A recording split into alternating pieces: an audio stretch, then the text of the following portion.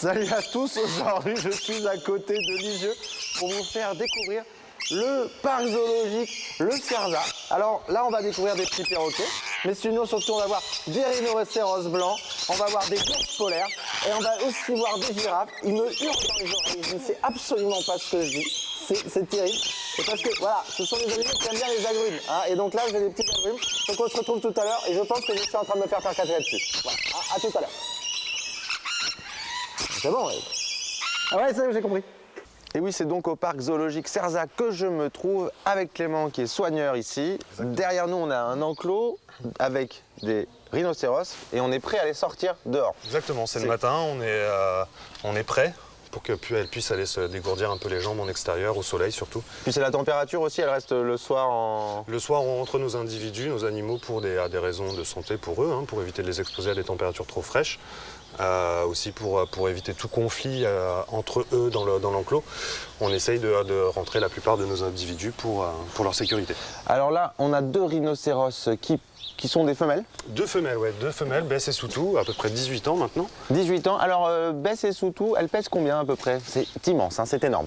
C'est énorme, ouais. On est à peu près sur du 2 tonnes, 2 tonnes 5 pour des individus un peu plus corpulents, on va dire. 2 tonnes 5. Est-ce que c'est un animal considéré comme alors dangereux, méchant, qui attaque? Enfin, la méchanceté, c'est très humain comme sentiment. Dangereux, c'est pas forcément des animaux méchants, c'est plutôt dangereux.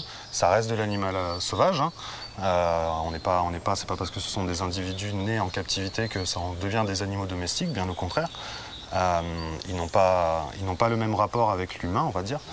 Donc ce sont des animaux dangereux, ils ont une très faible vue, donc le moindre... Oui, parce qu'en fait ils ont les yeux sur les côtés, exactement, ce qui fait voilà. qu'ils ont, à mon avis... Leur champ de vision est très restreint, ça va être sur les côtés, et pour bien voir en face d'eux, ils vont être obligés de légèrement décaler la tête. Alors en parlant d'en face d'eux, ça veut dire qu'il faut qu'ils sortent, donc on va les faire sortir, Clément. Et en attendant, je vais te demander, déjà on a l'impression qu'elles ont une sorte de carapace sur elles, on a l'impression que ça met un manteau. On a cette impression, effectivement, maintenant ça ne reste que du cuir, c'est leur peau. C'est ni plus ni moins que leur peau. Les cornes... Une peau très épaisse, évidemment. Ouais, les cornes sont faites en quoi? Et à quoi elles servent, ces cornes? Alors, la corne, c'est de la kératine. C'est ni plus ni moins que vos ongles, vos cheveux, pardon.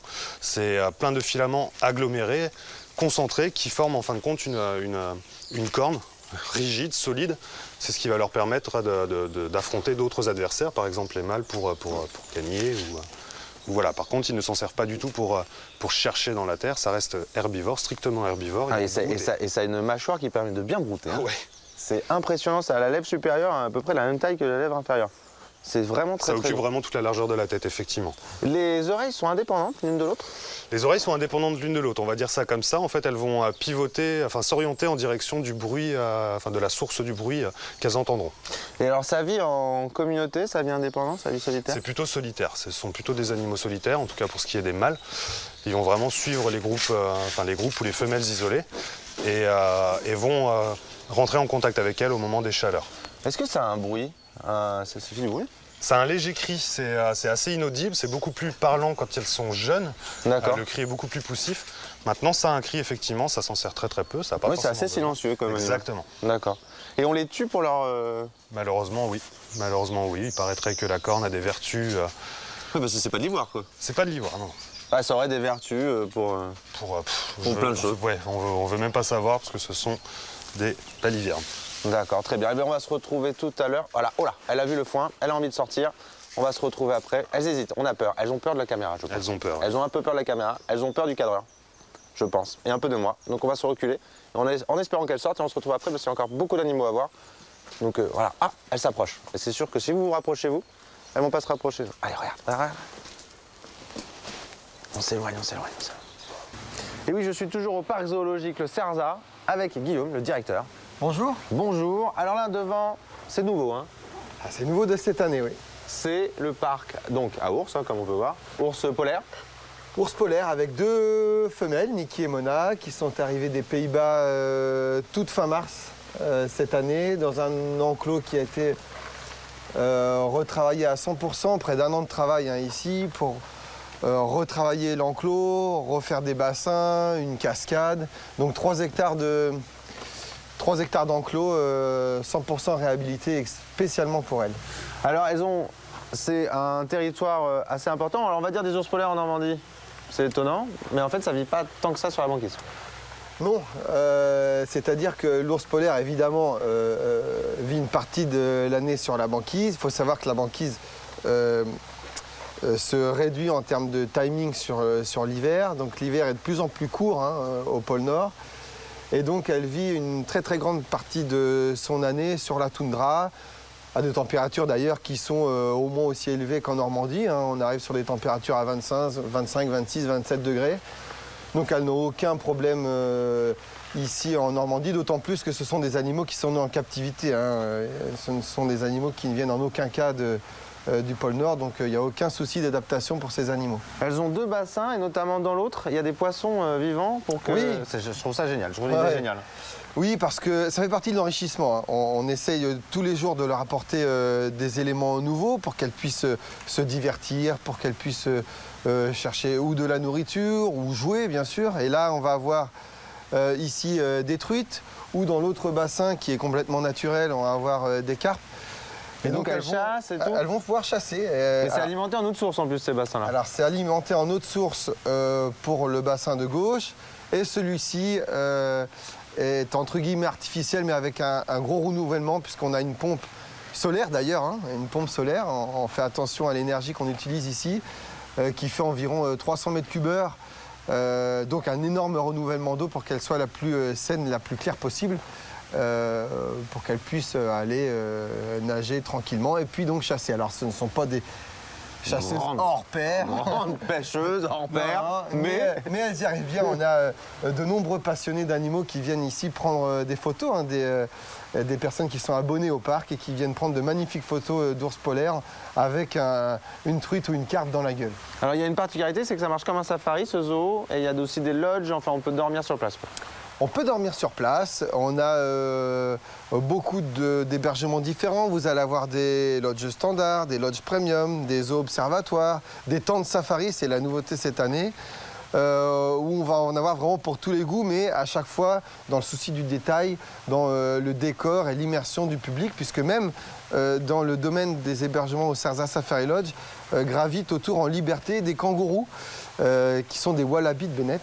Où les gens vont pouvoir s'approcher au plus près et même leur donner à manger. D'accord, bon écoute, merci Guillaume, voilà. Et on va se retrouver après avec une animatrice qui va nous faire voir un petit peu d'autres animaux très grands. Très grands, ils sont très grands. Merci beaucoup. Merci Guillaume. Et je vous laisse avec ces magnifiques ours polaires.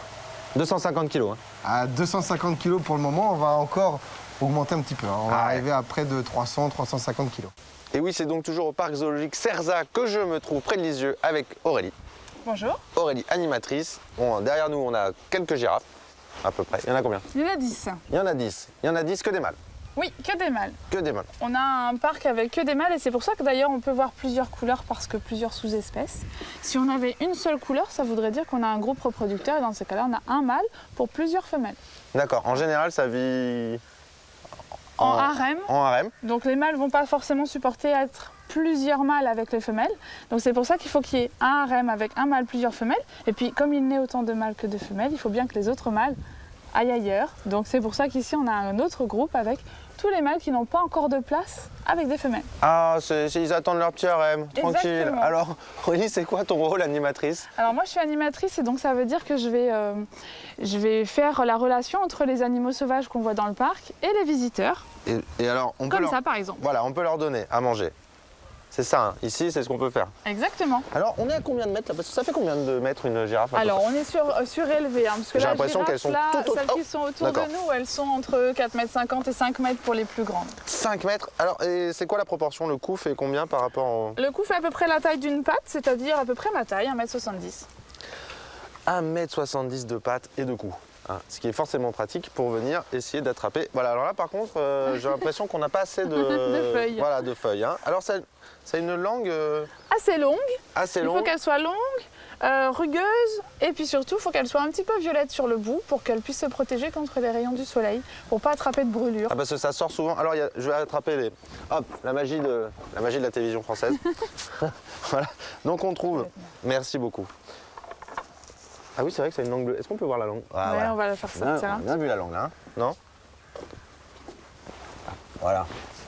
Ah, ouf. Oh, ça a des petites... On dirait un chameau, hein? Ah oui. Oui, c'est une belle langue bien bleue.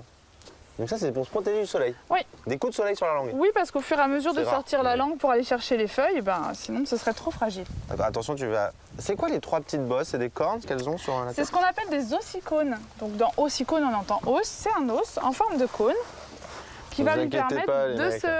de se bagarrer, de donner des coups. Elle n'a pas de main, elle n'a pas de poing, hein, donc il faut des outils comme ça. Donc soit elle donne des coups de sabot quand c'est un animal relativement bas, soit c'est des coups d'ossicône quand c'est une autre girafe, par exemple, pour donner entre Oui, oui. mâles des coups. Ben, on va le faire avec la tête et on voit que c'est d'ailleurs un petit peu abîmé parce qu'on a des girafes qui sont un peu joueur. joueurs, un peu chamailleurs. C'est oui. un peu chamailleur. Ça a beaucoup de prédateurs? Alors on pense toujours au lion, il y a aussi un grand prédateur des girafes qui s'appelle le crocodile. Ah, Parce que c'est quand la elles girafe, boivent. quand elle va boire, effectivement, c'est un moment un peu précaire pour elle parce que du coup, ça va être un moment où elle n'a pas l'attention complète à ce qui se passe autour. Elle a les 2 pattes écartées à l'avant, la tête est baissée, donc forcément le cou est accessible au crocodile. Voilà. Et ben, on va vous laisser. Je vais rester avec ces girafes. Très beaux animaux. Ça, ce sont que des garçons. On se retrouve, j'espère que ça vous a plu. C'est le parc Cerza. C'est à côté de Lisieux. C'est ouvert quasiment toute l'année. Presque. Donc je vous conseille de venir. Et en plus, on peut donner à manger aux girafes. Oui, c'est bon les mecs. Hein. Et là, ils sont... C'est gourmand, hein? C'est gourmand, hein. Ah les gars, on dirait qu'ils ont pas mangé depuis 3 jours. Oh là là.